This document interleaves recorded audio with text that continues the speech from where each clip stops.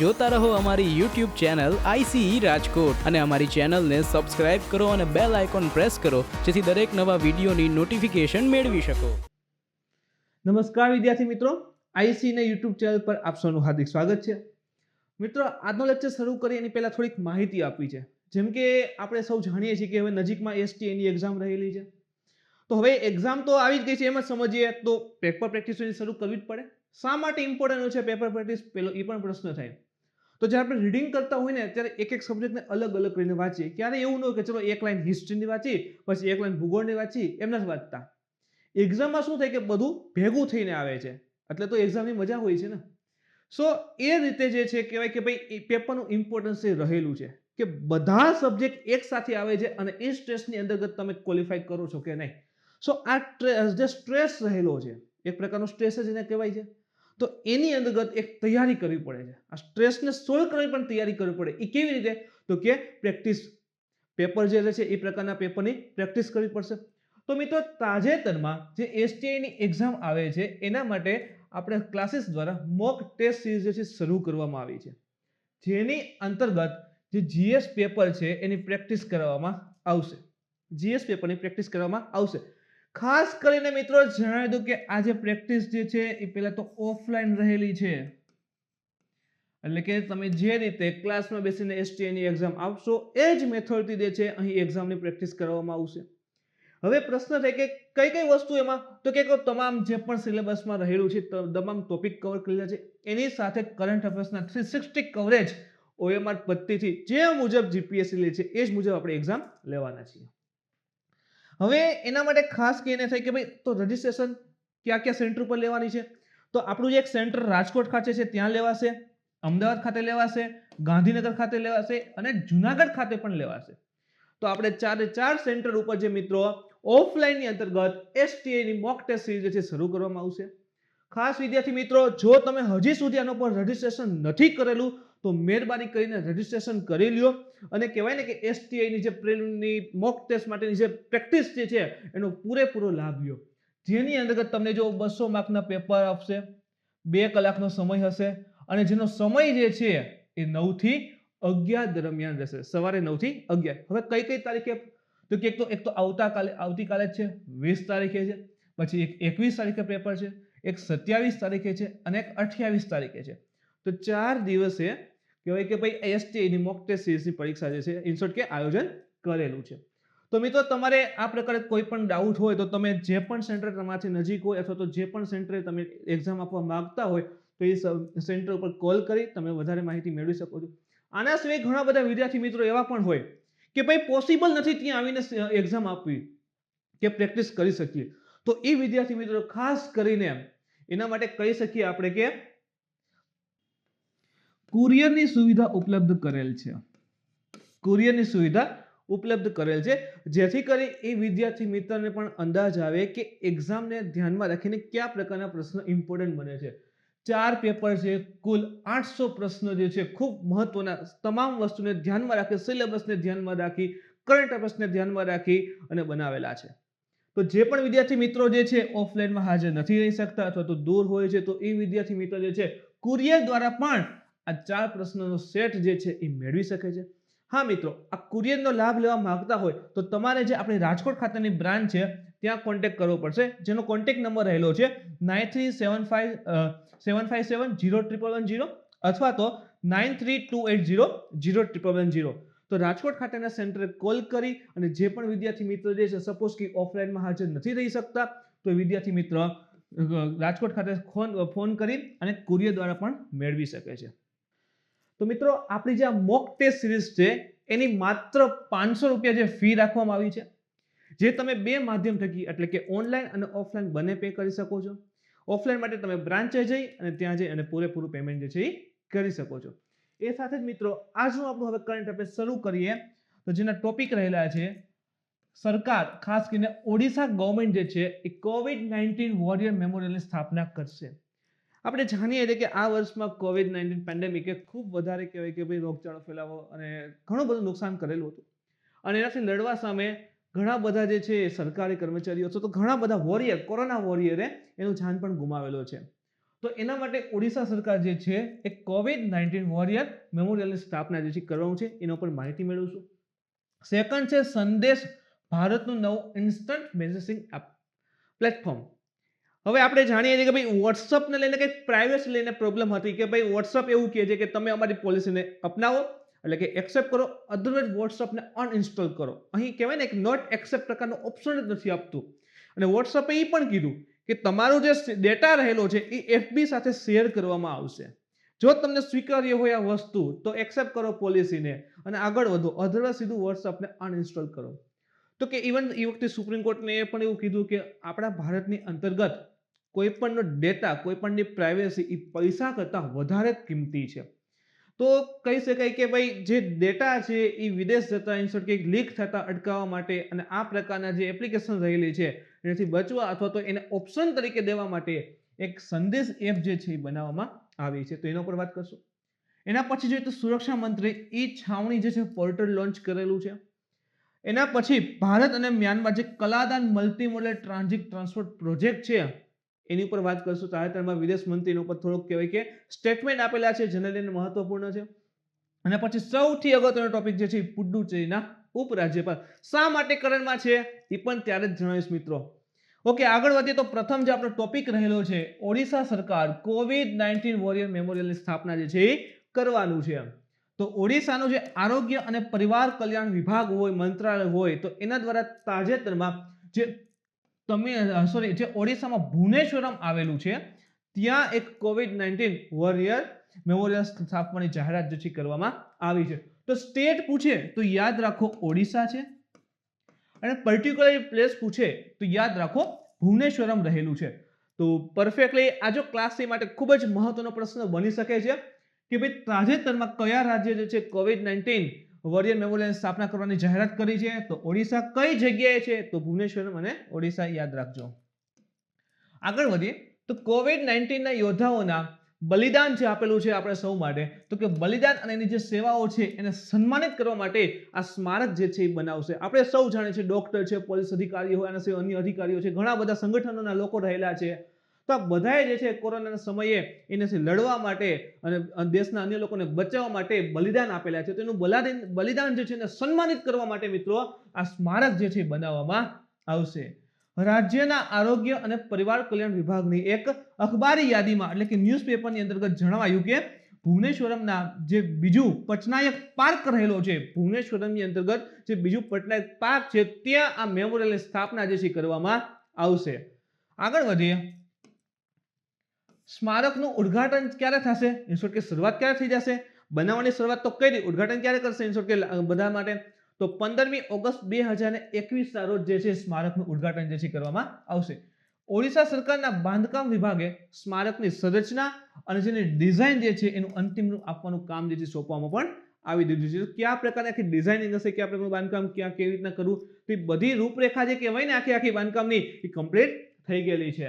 એ પછી સક્ષમ ઓથોરિટી પાસેથી અંતિમ મંજૂરી મેળવવામાં આવશે કે ફાઇનલ મંજૂરી દઈ દેશે એ તરત જ આના ઉપરનું કામકાજ બધું શરૂ થઈ જશે. આ સ્મારક કેમ બનાવવામાં આવી રહ્યું છે? એક તો આપણે જોયું કે ભાઈ બલિદાન રહેલું છે, જેને સેવા કહેવાય કે COVID-19 સિચ્યુએશનમાં સેવા કરતા કરતા પોતે અમર થઈ ગયા. તો એ લોકો માટે ખાસ તો કે લોકોની સ્મૃતિમાં આ સ્વાસ્થ્ય સંકટની યાદ બનાવી રાખવા. સ્વાસ્થ્ય સંકટ જ છે ને, અત્યાર સુધી આપણે કોઈએ નહોતા જોઈએ આવા કે ચલો આટલા લોકડાઉન આવે છે, આવા ભયાનક રોગ આવે છે.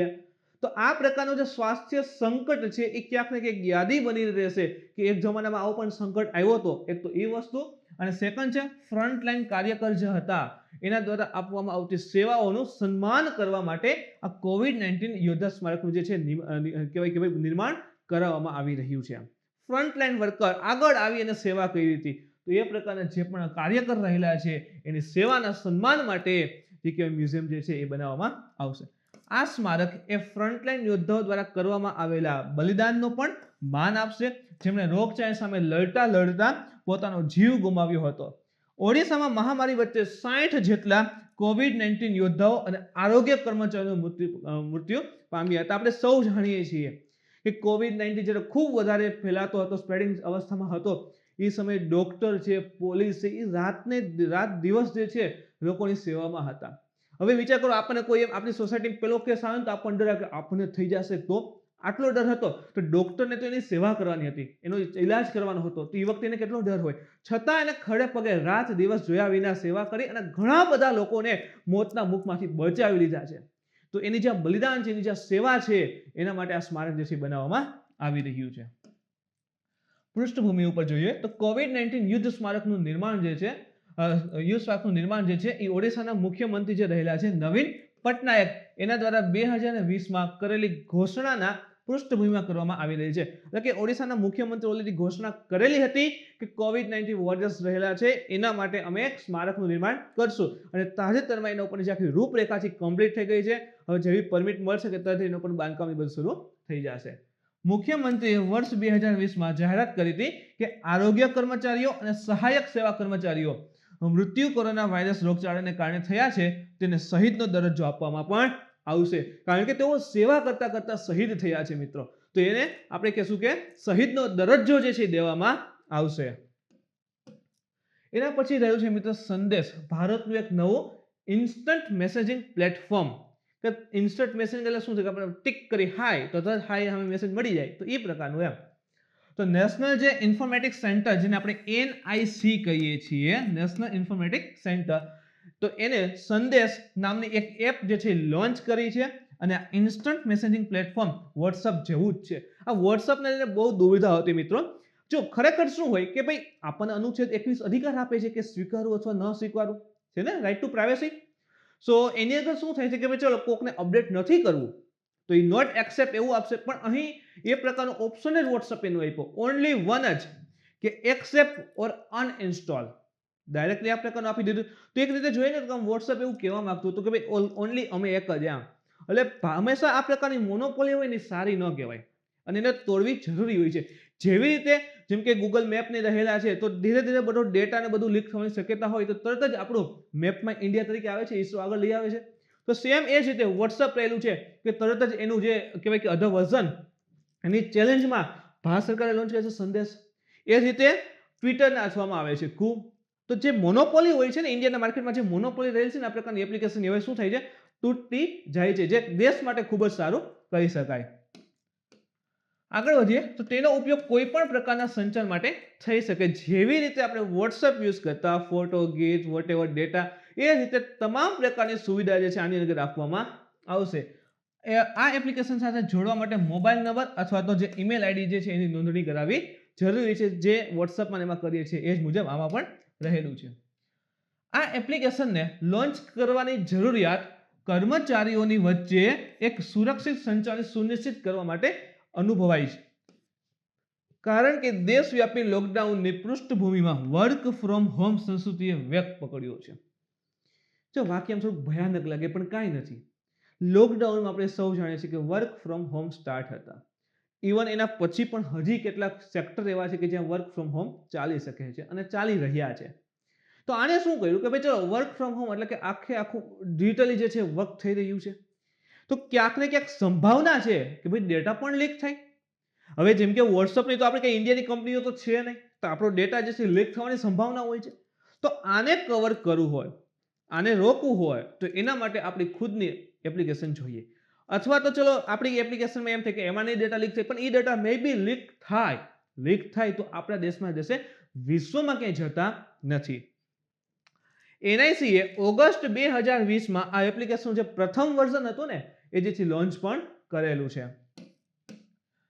આ ગવર્મેન્ટ ઇન્સ્ટન્ટ મેસેજિંગ સિસ્ટમ, જેને આપણે GIMS કહીએ છીએ, ગવર્મેન્ટ ઇન્સ્ટન્ટ મેસેજિંગ સિસ્ટમ, આ એપ્લિકેશનનો ઉપયોગ જે છે એ કેન્દ્ર અને રાજ્ય સરકારના અધિકારીઓ દ્વારા આંતર સંસ્થાકીય સંદેશાવ્યવહાર માટે કરી શકાય છે. જેમ કે જો સમજો ખાસ મિત્રો, ચલો કોઈ એક પ્રૂફ રહેલા છે, પ્રૂફ હોય છે, કોઈ ક્રાઇમ થયો છે, એના સબૂત ને બધું રહેલું છે, એના જે કહેવાય કે ડોક્યુમેન્ટ્સ રહેલા છે, સામેવાળા વ્યક્તિને સેન્ડ કરવા છે, તો સામે તો વોટ્સઅપના યુઝ કરે છે, એના દ્વારા સેન્ડ કરે છે. હવે કોઈ પણ રીતે વોટ્સઅપમાં કઈ ખામી સર્જાઈ છે કે ભાઈ એ ડેટા લીક થઈ ગયો, સેન્સિટિવ ડેટા જે છે લીક થઈ ગયો, આ જ રીતે ધારો કે બોર્ડર ઉપરનો કોઈ ડેટા છે ટ્રાન્સફર કરવામાં આવે છે અને લીક થઈ ગયો, તો તો આ પ્રકારની જે ઘટનાઓ ઘટે છે એને સ્ટોપ કરવા માટે અથવા એક સ્ટેટથી બીજા સ્ટેટમાં કંઈ ડેટાની આપલે થતી હોય છે, સપોઝ કે અધિકારીઓ રહેલા છે અને ડેટાની આપલે કરે છે અને એમાં આ પ્રકારની ઘટના ઘટી તો શું થયું કે ડેટા બહાર આવી ગયો અને તરત જ અમુક કન્ટ્રી એવા છે કે એ વસ્તુને એમ શો આઉટ કરે કે ઓહો જો ડેટા લીક થઈ ગયો, સરકારને આતું નથી આવડતું. અમુક દેશ એવા હોય છે, જેમ કે એક્ઝામ્પલ તરીકે પાકિસ્તાન છે, ઘણી વખત આવો ઇસ્યુ ઉપાડે છે કે ઇન્ડિયામાં જે છે ડેટા લીક થાય છે, આમ છે તેમ છે. તો જો આ પ્રકારની માહિતી જે છે બહાર ન આવે, ઇન્સ્ટોલ કે લીક ન થાય, તો એમાં જે છે એપ્લિકેશન ખૂબ જ મદદરૂપ સાબિત થઈ શકે છે. આ એપ્લિકેશન શરૂઆતમાં એન્ડ્રોઈડ વપરાશકર્તાઓ અને મુખ્યત્વે સરકારી અધિકારીઓ માટે શરૂ કરવામાં આવી હતી. તો પછી પહેલા એન્ડ્રોઈડ માટે આવે છે, પછી iOS માટે પણ વિકસિત થાય છે. કહેવાય ને કે iOS માટે પણ એ વસ્તુ જે છે કરવામાં આવી છે અને હવે તે સામાન્ય લોકો માટે પણ ઉપલબ્ધ છે. તો શરૂઆતમાં જે છે ગવર્મેન્ટ અધિકારીઓ હશે એની પાસે જ હતી અને હવે જે છે સામાન્ય લોકો માટે પણ ઉપલબ્ધ થઈ ગઈ છે. આ એપ્લિકેશન ભારતમાં ઉત્પાદિત સોફ્ટવેરના ઉપયોગને આગળ વધારવાની સરકારની રણનીતિનો પણ એક ભાગ છે. એટલે કે એમ કહી શકીએ કે આત્મનિર્ભર જે મિશન રહેલું છે એનો પણ એક ભાગ બની રહેલ છે. આત્મનિર્ભર જે પણ સોફ્ટવેરની બધું ડેવલપ થાય છે, ઇન્ડિયામાં ડેવલપ થાય છે, એ ઇન્ડિયન સોફ્ટવેર છે એને આગળ વધારવા માટે સરકાર જે છે આ પ્રકારના પ્રયાસો કરી રહી છે. તો આત્મનિર્ભર ભારત તરફ પણ આપણે આગળ વધી રહ્યા છીએ એમ કહી શકીએ. થોડાક બેકગ્રાઉન્ડમાં જઈએ તો વર્ષ 2020માં ગૃહ મંત્રાલય જે મિનિસ્ટ્રી ઓફ હોમ અફેર્સ છે એને સરકારી કર્મચારીઓની સુરક્ષાઓની ચિંતા કરીને હવે એમ થાય કે સરકારી કર્મચારીની સુરક્ષાની ચિંતા શું કે ડોક્યુમેન્ટને એને લઈને, તો એને કારણે સત્તાવાર સંદેશા વ્યવહાર માટે ઝૂમ જેવા પ્લેટફોર્મનો ઉપયોગ કરવાની ના પાડી હતી. જો એ વખતે આવેલું હતું, તમને આપણે સૌ જાણીએ છીએ કે ઓલી ઝૂમ એપ્લિકેશન દ્વારા ભણાવવામાં એમાં આવતું, ખાસ કરીને સ્કૂલમાં એમાં બહુ ચાલ્યું હતું. તે વખતે સરકાર પોતે એવું કીધું કે ઝૂમ એપ્લિકેશન ઓલરેડી ચાઇનાની છે, તો એના દ્વારા ફોનમાં ઇન્સ્ટોલ થશે કે તરત ઓલી પરમિટ માંગે, તમને એક્સેપ્ટ છે, તમે ફોનના ડેટા અમે જોશું, તમને એક્સેપ્ટ છે, આપણે ના પાડી તો કે નહીં હાલવા દઈએ, એટલે ફરજિયાત આપણે એક્સેપ્ટ કરી, આપણે કોઈ વાત તો હોય નહીં કોઈની. અને શું થાય કે તરત આપણે એને એક્સેપ્ટ કરશું કે તરત જ એ ડેટાની બધું લીક કરી શકે છે. સરકારે કીધેલું હતું કે ભાઈ ઝૂમ એપના ઉપયોગથી જે છે જે ફોનના ડેટા હોય છે એ લીક થવાની શક્યતા હોય છે. તો સરકારે કીધું હતું કે એનો ઉપયોગ ન કરો તો સારું રહેશે. અગાઉ કોમ્પ્યુટર ઇમરજન્સી રેસ્પોન્સ ટીમે સર્ટિફિકેટ ઇન કહીએ છીએ એને પણ ઝૂમ સામે સુરક્ષા અને ગોપનીયતાની ચિંતા સમરી એડવાઇઝરી જાહેર કરી હતી કે એ ન યુઝ કરો તો સારું છે. અધરવાઇઝ શું થશે કે જે ગોપનીયતા રહે છે ને, માહિતીની છુપાયેલી માહિતી એ લીક થવાની શક્યતા હોય છે. વિશેષતા તો કે આ એપ્લિકેશનનો ઇન્ટરફેસ અન્ય એપ્લિકેશનને સમાન છે. ઇન શોર્ટ કે આ એપ્લિકેશનને વાપરીને સેમ જે વોટ્સએપ વાપરતા ને એના જેવું જ છે. જેમ આપણે ટકટક્યુ કરીને ટાઈપ કરીએ, ઇમોજી મોકલે, સેમ એ જ બધું વસ્તુ રહેલી છે. આ એપ્લિકેશનમાં બે પ્લેટફોર્મ વચ્ચે ચેટ હિસ્ટ્રી શેર કરવાનો કોઈ વિકલ્પ નથી. જે પણ ચેટિંગ હોય એ આખી વસ્તુ જે છે એ શેર કરવાનો વિકલ્પ કોઈ આપવામાં આવતો નથી. તો ઓલરેડી જે છે એ સિક્યોર બની જાય છે. એપ્લિકેશનમાં યુઝરની નોંધણી માટે એક સામાન્ય જે કહીએ ને આપણો જે યોગ્ય જે આપણે વાપરતો હોય મોબાઈલ નંબર અથવા તો ઈમેલ આઈડીની જરૂર હોય છે, જ્યાં સુધી ઓટીપીને મોકલે છે અને એના બધું ચાલતું હોય છે. તેમાં બ્રોડકાસ્ટ મેસેજ ગ્રુપ બનાવીએ ને, ગ્રુપ બનાવવાનું સુવિધા, મેસેજને ફોરવર્ડ કરવાની સુવિધા, ઇમોજીની સુવિધા, એવી તમામ પ્રકારની સુવિધાઓ જે વોટ્સએપ આવે છે તમામ સુવિધાઓ આ સંદેશમાં પણ મળે છે. તેમાં વધારાની સુરક્ષા સુવિધા પણ છે. હજી એક એનાથી એડવાન્સ સિક્યોરિટી સિસ્ટમ પણ છે. આ પ્લેટફોર્મ પર વપરાશકર્તાઓને ગુપ્ત રીતે સંદેશને ચિહ્નિત કરવાની મંજૂરી આપે છે. હવે શું થાય કે સપોઝ કે ચલો એબીસી નામનો એક વ્યક્તિ છે, સમજો મિત્રો, સામેનો મિત્ર છે XYZ. હવે આ જે છે આને સંદેશ એપ્લિકેશન દ્વારા મેસેજ સેન્ડ કરે છે અને એને ચિહ્નિત કરે છે. અહીં જે છે સ્ટાર જેવું આવશે. એનાથી શું થશે કે આ વ્યક્તિને ખબર પડશે કે આ ડેટા સેન્સિટિવ છે, આને આગળ ફોરવર્ડ ક્યાંય કરવાનો નથી, ફોરવર્ડ થશે નહીં. આમ તે પ્રાપ્તકર્તા જાગૃત કરે છે અને સંદેશ અને અન્ય વપરાશકર્તાઓને ન મોકલવા જોઈએ. કે છે ને કે આની પાસે ઓકે આગળ જે છે ડેટા લીક થવો જોઈએ નહીં. એ પ્રકારની સુવિધા પણ અહીં આપવામાં આવેલી છે. સુરક્ષા મંત્રીએ ઈ-છાવણી પોર્ટલ જે છે લોન્ચ કરેલું છે. ઓકે, તો ભારતના જે રક્ષા મંત્રી છે કોણ, તો કે રાજનાથ સિંહ, એને 16 ફેબ્રુઆરી 2021ના રોજ જે ઈ-છાવણી પોર્ટલ જે છે એ લોન્ચ કરેલું છે. તો આ છાવણી શું છે, ઈ-છાવણી પોર્ટલ શા માટે ઉપયોગી છે એની માહિતી મેળવીએ. ઈ-છાવણી પ્રોજેક્ટ વિશે માહિતી મેળવીએ તો આ પોર્ટલના લોન્ચની સાથે છાવણી વિસ્તાર એટલે કે જેઓ સૈન્યના વિસ્તાર ન હોય એ પ્રકારે કે ભાઈ બોર્ડરની નજીકની જે વિસ્તાર હોય તે છાવણી કહી શકાય. તો છાવણી વિસ્તારોમાં રહેવાસીઓ હવે નાગરિક સમસ્યાઓ અંગે તેમની ફરિયાદો નોંધાવી શકશે. ક્યાંક છાવણીમાં રહેતા લોકો હોય અને તમામ કંઈક સુવિધાઓ નથી મળતી, જે બેઝિક નીડ કહેવાય, રોડ રસ્તા વોટેવર, પાણીની સુવિધા છે, કોઈનો જન્મ થાય છે તો દાખલાની વ્યવસ્થા હોય છે, કોઈનું મૃત્યુ પામે છે તો એનો દાખલાની વાત છે, તો કહેવાય ને નાગરિક સુવિધાઓ નથી મળતી. તો હવે એમની ફરિયાદ જે છે એ નોંધાવી શકે છે. શેમાં? તો કે ઈ છાવણી પ્રોજેક્ટની અંતર્ગત જે શરૂ કરવામાં આવેલ છે તેમાં. આ પોર્ટલ ઘરેલું નાગરિક સમસ્યાઓ અંગેની ફરિયાદોના નિરાકરણમાં મદદ કરશે. તો જો બોર્ડર નજીક છે તો એનું મેનેજમેન્ટ થોડુંક અલગ રીતે થતું હશે, તો એની સુવિધા કે જે છાવણીઓ રહેલી છે એ બધાની સુવિધા, એને જે પણ વસ્તુની જરૂર હોય છે તે સુવિધા માટે જે છે એની ફરિયાદો રહેલી હોય તો એના માટે આ પોર્ટલ જે છે લોન્ચ કરેલું છે. આ પોર્ટલ સિસ્ટમને સુધારવા અને લોકો માટે ઇઝી ઓફ લિવિંગને સુધારવાના લક્ષ્ય સાથે કાર્ય કરશે. લોકોનું જે જીવન વ્યવસ્થાપન છે, જે જીવન જીવી રહ્યા છે એ થોડુંક સરળ બને, એને જે પણ દુવિધા હોય, એની જે પણ ફરિયાદો છે એ સોલ્વ થાય, તો એવા ઉદ્દેશ્ય સાથે પણ આ પોર્ટલ જે છે શરૂ કરેલું છે અને સિસ્ટમ જે છે એનાથી સુધરશે કે જ્યાં સુધી એને સુવિધાઓ નથી મળતી એ કમ્પ્લીટ થાય તો સિસ્ટમમાં પણ ફેરફાર આવશે.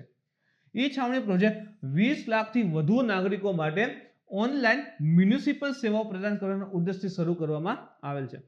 મ્યુનિસિપલ એટલે કે તમામ પ્રકારની જે મ્યુનિસિપલમાંથી જે પણ સર્વિસ અવેલેબલ થાય તો એ બધી પ્રકારની સર્વિસ જે છે અવેલેબલ થાય આ લોકોને પણ, એવા ઉદ્દેશ સાથે આ શરૂ કરવામાં આવી છે. જેમ કે આપણે જે સિટીમાં રહેતો અહીંયા મ્યુનિસિપલ હશે તો મ્યુનિસિપલ આપણને જે પણ સર્વિસ એલોકેટ કરે છે, આપે છે, છાવણીમાં રહેતા વિસ્તાર, છાવણીના જે વિસ્તાર રહે છે ત્યાંના લોકોને પણ આ બધી સુવિધાઓ મળે એ ઉદ્દેશ સાથે આ પ્રોજેક્ટ જે છે ઇનશોર્ટ કે આ પોર્ટલ જે છે શરૂ કરવામાં આવેલ છે.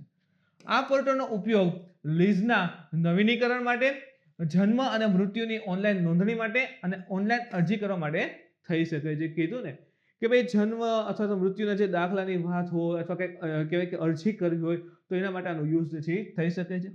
આ પોર્ટલનો ઉપયોગ સરળ રીતે પાણી અને ગટરના જોડાણો માટે ઓનલાઈન એપ્લિકેશન ફાઇલ કરવા માટે પણ થઈ શકે છે. મ્યુનિસિપલની સેવા યાદ કરો ફરી પાછી, તમને કીધું કે આપણને મ્યુનિસિપલ જે સર્વિસ આપે છે એ પણ ત્યાં મળે, એટલે કે એ પ્રકારની ત્યાં સુવિધા ઉપલબ્ધ થાય. જેમ કે આપણે કેમ નળ કનેક્શન હોય, ગટરના કનેક્શન હોય, તો એ પ્રકારે એને પણ કનેક્શનની સુવિધા ઇનશોર્ટ ગવર્મેન્ટના લક્ષ્ય પણ છે, હર ઘર નળ ને બધું, તો કે દરેક ઘર સુધી સ્વચ્છ પીવાનું પાણી મળી રહે એ પ્રકારની સુવિધાઓ.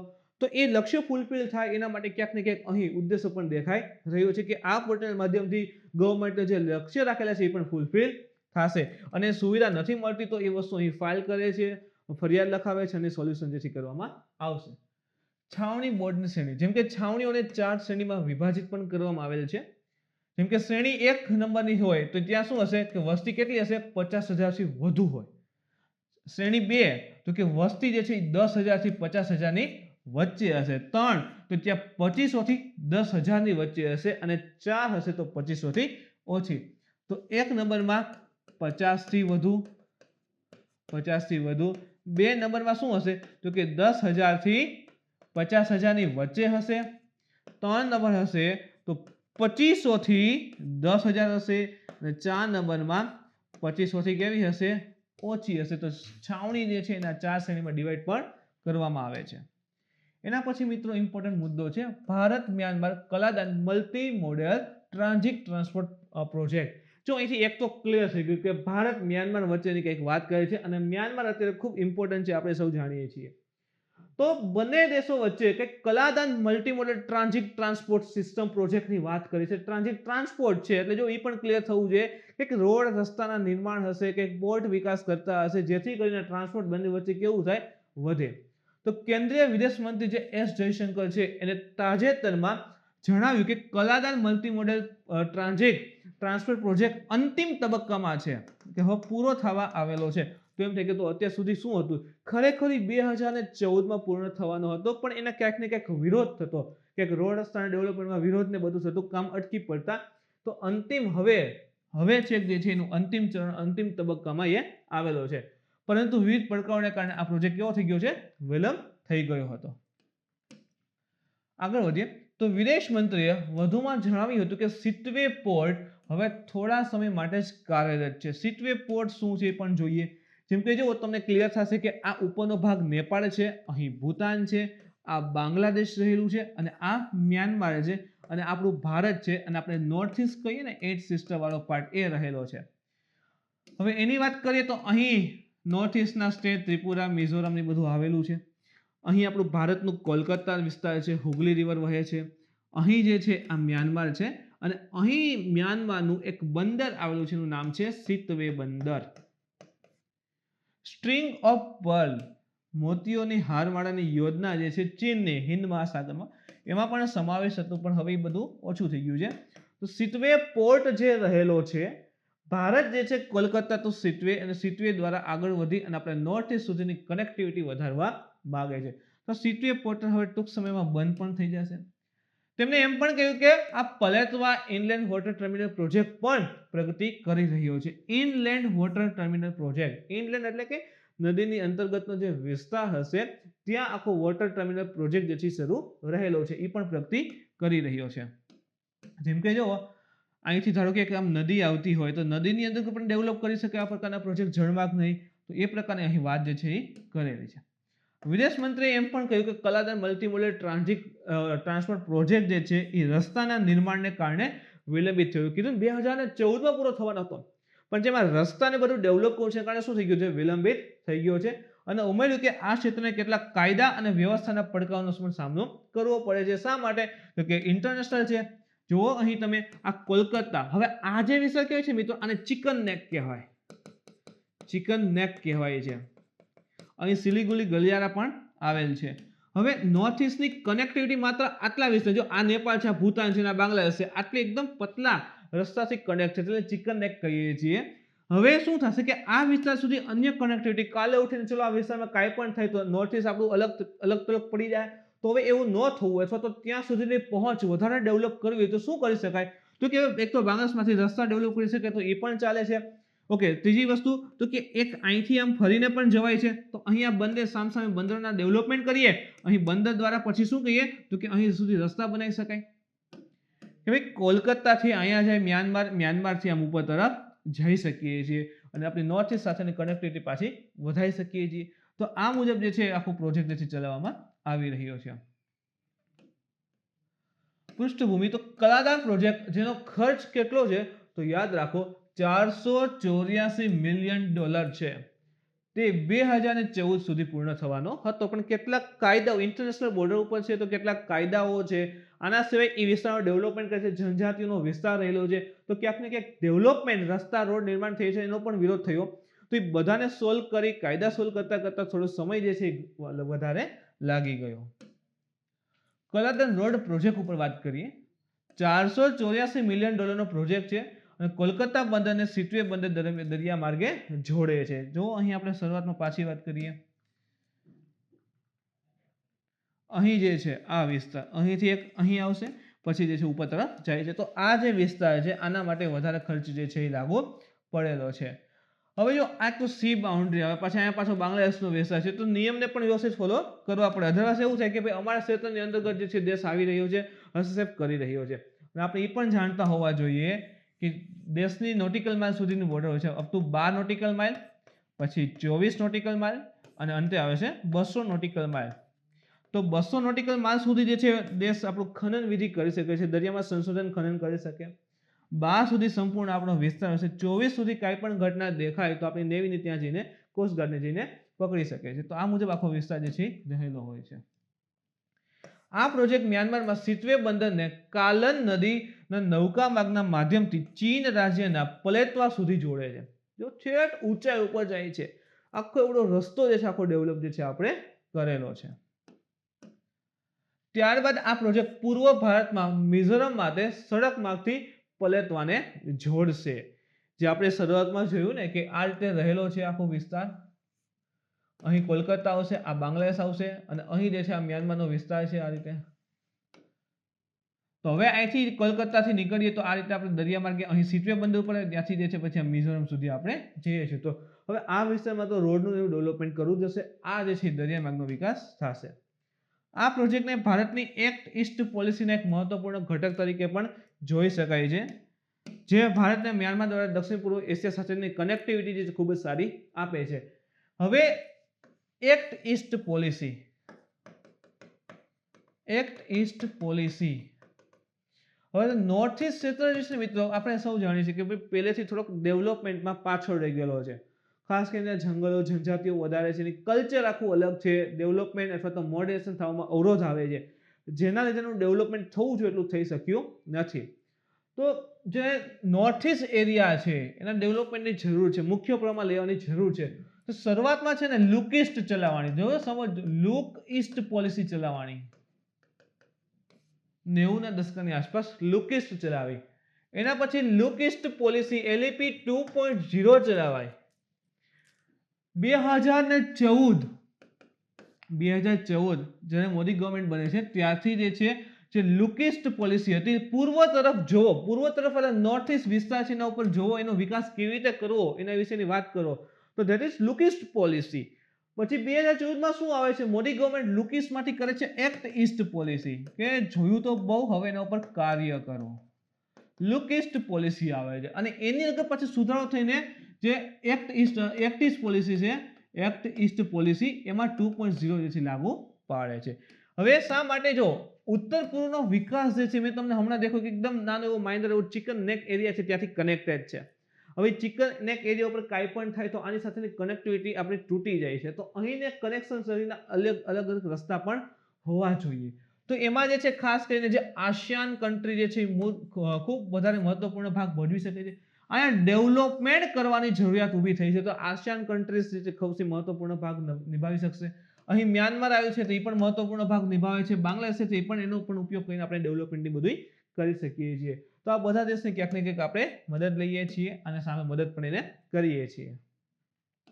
એના પછી આગળ વધીએ તો તે સિટવે પોર્ટ ઉપર વાત કરીએ તો તે મ્યાનમારના રાખીન રાજ્યની રાજધાની છે. જો રાખીન સ્ટેટ, રાખીન એરિયા ઘણી વખત કરંટમાં આવે છે, તમે જોતા રહેજો. તો રાખીન એરિયા છે એની કેપિટલ રહેલી છે. આ શહેર એક ટાપુ પર સ્થિત છે. જો ઓલરેડી સિટવે શું છે, એક પોર્ટ છે, તો આ રીતે રહેલો છે. અહીં દરિયાનો વિસ્તાર છે, અહીં સિટવે પોર્ટ છે, ધેટ ઇઝ રાખીન એરિયા, તો એ મુજબ રહેલો છે. તે કલાદાન, મયુ અને લેમેરો નદીઓના સંગમ ઉપર સ્થિત છે. તો 3 નદીઓ પણ અહીં આવે છે. કલાદાન મલ્ટી ટ્રાન્ઝિટ મોડેલ આપણે એમ જ કહીએ છીએ, તો કલાદાન નદી પણ છે, મયુ નદી છે અને લેમેરો પણ નદી રહેલી છે. તો ત્રણેયનો જે સંગમ એરિયા છે ત્યાં જે છે આ લોકેટેડ છે. એના પછી આગળ વધીએ તો પુડુચેરીના ઉપરાજ્યપાલ સૌથી અગત્યનો ટોપિક છે મિત્રો. તમને ખબર હશે થોડા દિવસ પહેલા જે બેન રહેલા છે કિરણ બેદી, જે પુડુચેરી, ખાસ કરીને પુડુચેરી, જો પોંડિચેરી નથી, નામ ચેન્જ થઈ ગયું છે, ધેટ ઇઝ પુડુચેરી. પુડુચેરીના જે લેફ્ટનન્ટ ગવર્નરના રૂપમાં કાર્યકાળમાં હતા એ દૂર કરી એના બદલે અન્યની નિમણૂક થઈ છે. જો એના ઉપર વાત કરીએ તો તાજેતરમાં રાષ્ટ્રપતિ રામનાથ કોવિંદે કિરણ બેદીને પુડુચેરીના ઉપરાજ્યપાલ લેફ્ટનન્ટ ગવર્નર પદેથી હટાવ્યા અને તેલંગાનાના રાજ્યપાલ જે છે તમિલિસાઈ સૌંદર્યરાજને પુડુચેરીનો વધારાનો પ્રભાર સોંપાયો છે.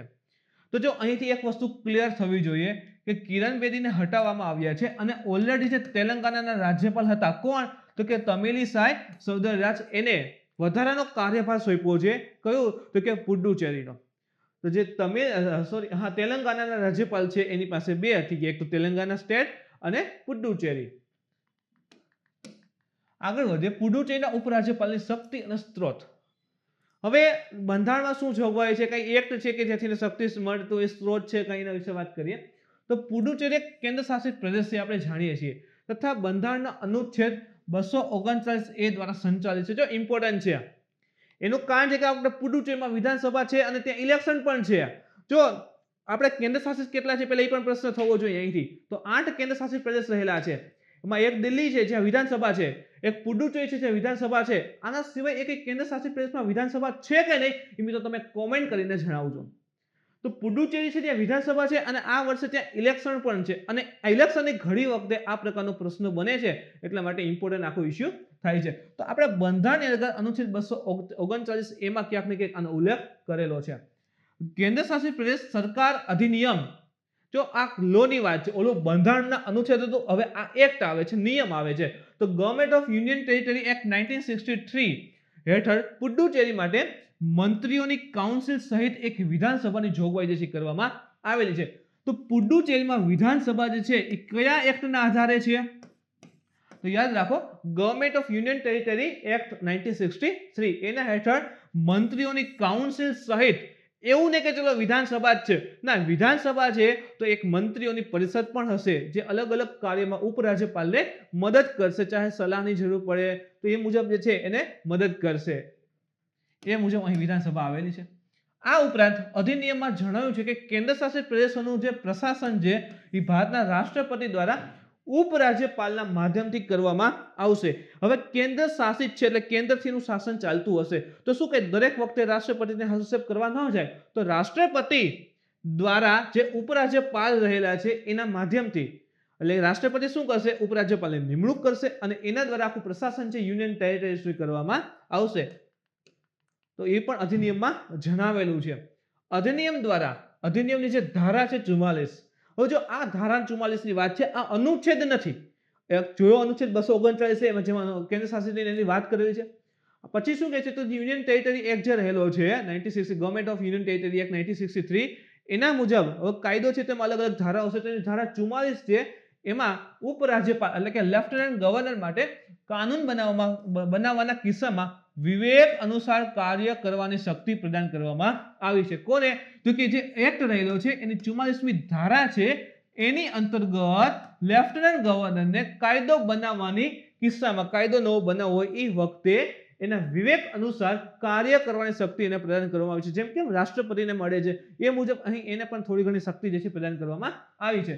જો કે ઉપરાજ્યપાલને સહાય અને સૂચન માટે એક મંત્રી પરિષદ તો હશે. એ પણ જોયું આપણે, વિધાનસભા તો રહેલી છે તો ઉપરાજ્યપાલને સહાય અને સૂચન માટે મંત્રી પરિષદ કાર્યરત હોય છે. કોઈ પણ બાબત પર ઉપરાજ્યપાલ અને તેના મંત્રીઓ વચ્ચે મતભેદ હોવાના કિસ્સામાં ઉપરાજ્યપાલ જે તે બાબતને રાષ્ટ્રપતિની પાસે નિર્ણય માટે મોકલવામાં આવે છે અને રાષ્ટ્રપતિ આપેલા નિર્ણય અનુસાર કાર્ય કરવા માટે એ બંધાયેલા હોય છે. ચલો કોઈ કિસ્સામાં ધારો કે એબીસી નામના એક લેફ્ટનન્ટ ગવર્નર છે અને એની મંત્રી પરિષદ રહેલી છે, કાઉન્સિલ ઓફ મિનિસ્ટર રહેલી છે. હવે શું થશે કે બંને વચ્ચે ચલો કોઈક વિધાયક છે, ખરડો છે, એને લઈને મતભેદ થાય છે. લેફ્ટનન્ટ ગવર્નર કે મારે પાસ કરવો છે અને કાઉન્સિલ ઓફ મિનિસ્ટર છે કે ના એમ નહીં થવા દઈએ, તો શું કરું? તો આ બાબતોની અંતર્ગત જે છે જે લેફ્ટનન્ટ ગવર્નર શું કરે, જે બાબત રહેલી છે જેને લઈને મતભેદ છે એ રાષ્ટ્રપતિ પાસે મોકલે, પ્રેસિડેન્ટ પાસે મોકલે. પ્રેસિડેન્ટ જે જવાબ આપે એના માટે આ લેફ્ટનન્ટ ગવર્નર બંધાયેલા છે કે એ પ્રમાણે કાર્ય થશે જ. જો કે ઉપરાજ્યપાલ અથવા તો પ્રશાસક જે છે એ બાબતને અત્યંત મહત્વપૂર્ણ જાહેર કરી શકે છે અને પોતાના મુજબ તત્કાલ જેવી કાર્યવાહી પણ કરી શકે છે. તો એની પાસે પાવર પણ રહેલા છે કે જે તે બાબત હશે એને અત્યંત મહત્વપૂર્ણ ડિક્લેર કરી દે, ઇમ્પોર્ટન્સ ડિક્લેર કરી દે અને એને ધ્યાનમાં રાખીને તાત્કાલિક જરૂરિયાત મુજબ કાર્યવાહી પણ એ કરી શકે છે. નિમણૂક કોણ કરે છે ઉપરાજ્યપાલની? તો રાષ્ટ્રપતિ દ્વારા ઉપરાજ્યપાલની નિમણૂક જે છે એ 5 વર્ષની મુદત માટે કરવામાં આવતી હોય છે. તો અહીંથી એક મિત્રો હજી એક પ્રશ્ન પૂછું છું. તો જેમ કે 5 વર્ષની મુદત માટેની નિમણૂક થાય છે, કોણ કરે છે? તો કે રાષ્ટ્રપતિ કરે છે.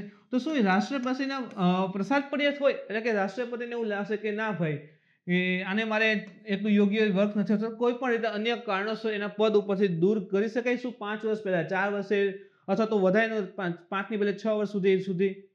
તો એ મિત્રો કોમેન્ટ કરીને જણાવજો. શું રાષ્ટ્રપતિ પાસે એવો પાવર છે કે ઉપરાજ્યપાલ જે રહેલા છે, ઇન શોર્ટ કે જે લેફ્ટનન્ટ ગવર્નર છે કેન્દ્ર શાસિત અંતર્ગત, એનું ટર્મ 5 વર્ષ પૂર્ણ ન કરે છતાં એને પદ ઉપરથી દૂર કરવો હોય તો કરી શકે છે?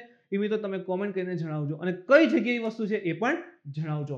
તો મિત્રો આ હતું આજનું કરંટ અફેર્સ. આજના લેક્ચરમાં તમને કંઈ ડાઉટ હોય, ક્વેરી હોય તો તમે કોમેન્ટ કરીને જણાવી શકો છો. અને હા મિત્રો, ફરી યાદ દેવડાવી દઉં કે એસટીઆઈ માટેની જે મોક ટેસ્ટ સિરીઝ શરૂ થઈ ગયેલ છે, તો મહેરબાની કરીને એનો મેક્સિમમ લાભ લો જેથી કરીને તમે એસટીઆઈ ની એક્ઝામ જે છે એ સરળતાથી ક્લિયર કરી શકો. તો કાલે ફરી મળીશું મિત્રો નવા ટોપિક સાથે. Thank you.